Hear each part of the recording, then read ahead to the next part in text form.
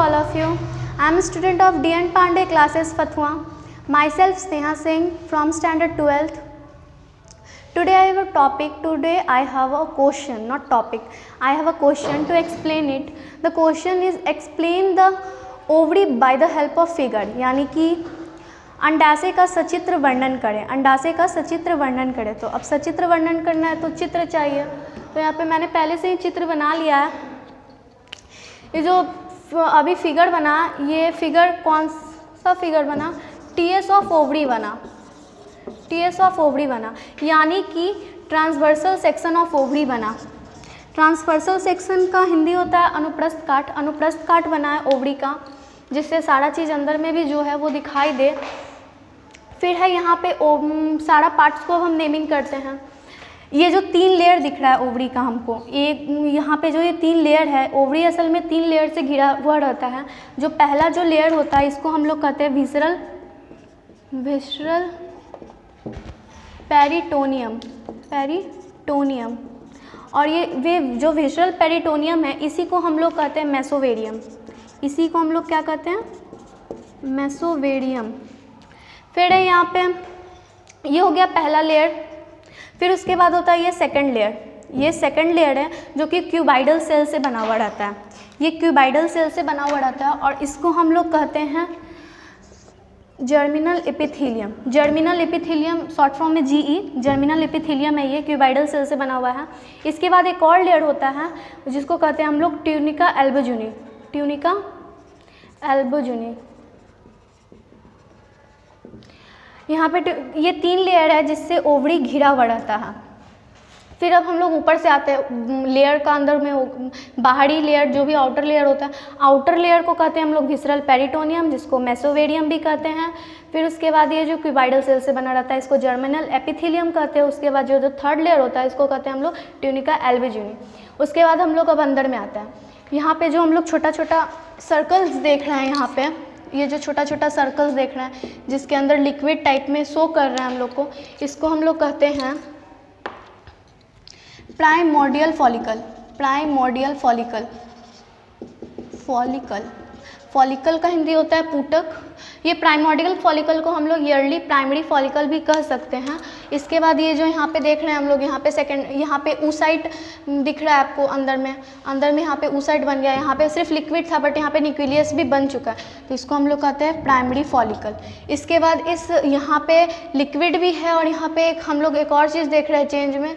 यहाँ पे एक छोटा सा गैप उत्पन्न हो गया बीच में, लिक्विड के बीच में एक गैप उत्पन्न हो गया और ये जो गैप उत्पन्न हुआ है इसको हम लोग एंट्रम कहते हैं.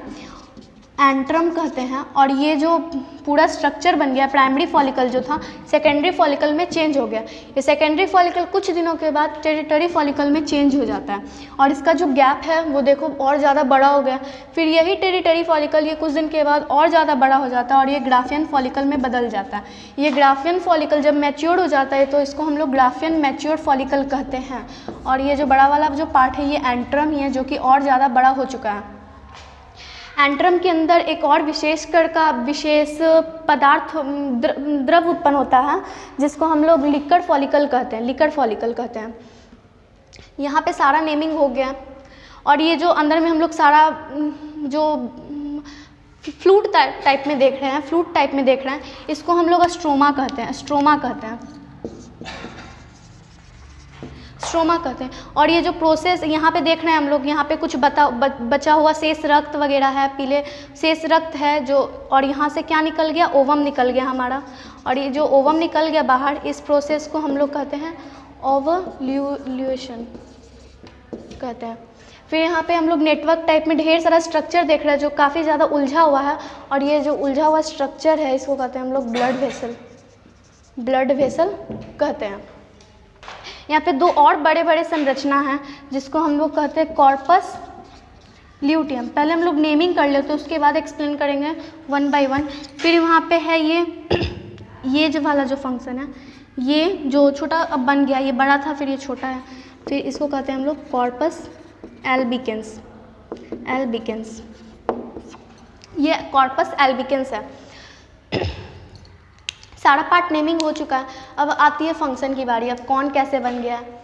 यहाँ पे पहले हम देखें थ्री लेयर से घिरा हुआ है ओवरी, 3 लेयर से। ये तीनों लेयर में सबसे ज़्यादा जो इम्पॉर्टेंट लेयर होता है वो होता है जर्मिनल एपिथेलियम। जर्मिनल एपिथेलियम सबसे इम्पॉर्टेंट लेयर होता है, और ये जो जर्मिनल एपिथेलियम है जर्म से बनता है, इसलिए इसका नाम जर्मिनल एपिथेलियम रखा गया है। ये जो जर्मिनल एपिथेलियम है इसी से प्राइमोर्डियल फॉलिकल का निर्माण होता है। ये प्राइमोर्डियल फॉलिकल का निर्माण किससे होता है? जर्मिनल एपिथेलियम से। ये जर्मिनल एपिथेलियम से प्राइमोर्डियल फॉलिकल का निर्माण हुआ। फिर ये धीरे धीरे इसके अंदर एक हम बताएं द्रव उपस्थित रहता है, लिक्विड फॉलिकल, जिसके कारण ये इसको पोषण प्रदान करता है और इसी के कारण ये बड़ा होते जाता है। फिर ये कुछ दिन के बाद प्राइमरी फॉलिकल में बदल जाता है, प्राइमरी फॉलिकल सेकेंडरी फॉलिकल में बदल जाता है, सेकेंडरी फॉलिकल टेरिटरी फॉलिकल में बदल जाता है, टेरिटरी फॉलिकल ग्राफियन फॉलिकल में बदल जाता है। पर जब ये मैच्योर हो जाता है तो इसको ग्राफियन मैच्योर फॉलिकल कहते हैं। मैच्योर यानी कि परिपक्व हो जाता है तो इसको ग्राफियन मैच्योर फॉलिकल कहते हैं। ये जो बड़ा सा पार्ट है ये एंट्रम है, इसके अंदर एक द्रव उपस्थित है जिस द्रव को कहते हैं हम बताएं लिक्विड फॉलिकल कहते हैं। फिर जब ये बहुत ज़्यादा फिर जब ये हो जाता है तो ये फिर जब ये ज़्यादा परिपक्व हो जाता है तो किनारे पे आके फट जाता है, किनारे पे आके फट जाता है और इसमें से ओवम बाहर निकल जाता है। ओवम बाहर निकल जाता है और ओवम जब बाहर निकल जाता है, जब ओवम बाहर निकलता है तो यहाँ से फैलोपियन ट्यूब के पास जाता है, फैलोपियन ट्यूब में चला जाता है और फैलोपियन ट्यूब में जाने के बाद ये अम्पुला में चला जाता है और शुक्राणु का वेट करता है। अगर उसको शुक्राणु मिलता है तो वो संलयन कर लेता है और संलयन करने के बाद ये जो कॉर्पस ल्यूटियम जो हम पदार्थ बोल रहे हैं, संरचना देख रहे हैं, ये कुछ समय के लिए अल्पकालिक स्राव का निर्माण करता है जिसका नाम है प्रोस्टोजोन और ईस्ट्रोजन। अगर वो संलयन कर लेता है तब ये निर्माण करता है प्रोस्टोजोन और ईस्ट्रोजन का।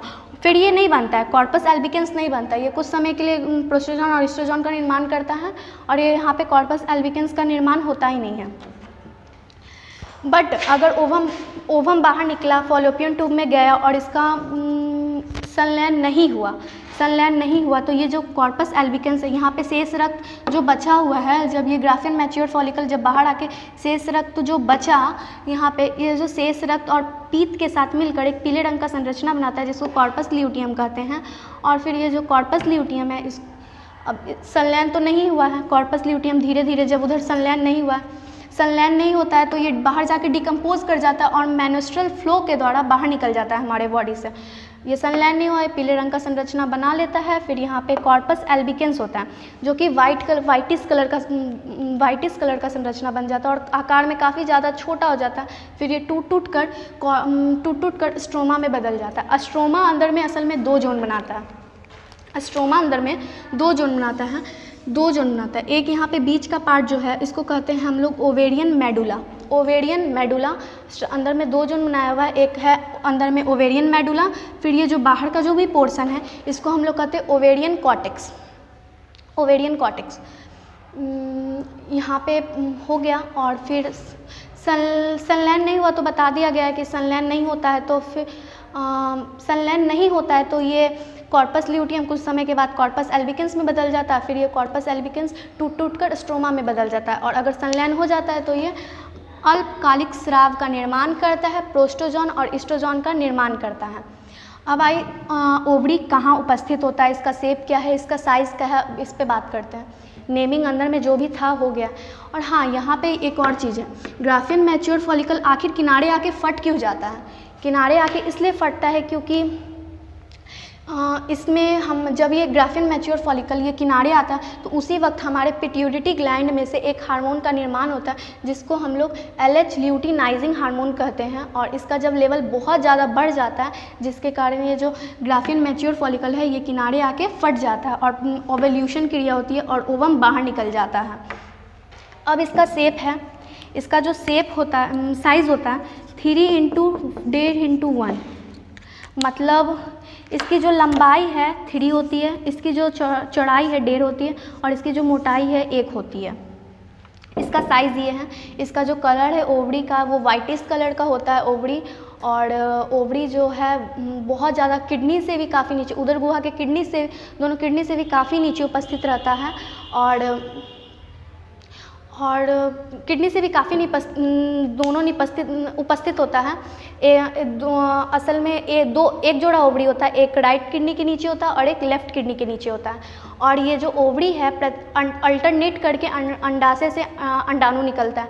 अगर इस मंथ में अंडाशय राइट ओवरी से निकला है तो अगले मंथ में अंडाशय लेफ्ट ओवरी से निकलेगा, यानी कि अल्टरनेट, यानी कि एकांतर क्रम से निकलता है। यहाँ पे इसके बारे में इतना ही है और मेरे ख्याल से अब टॉपिक ख़त्म हो चुका है। So that's all about this topic.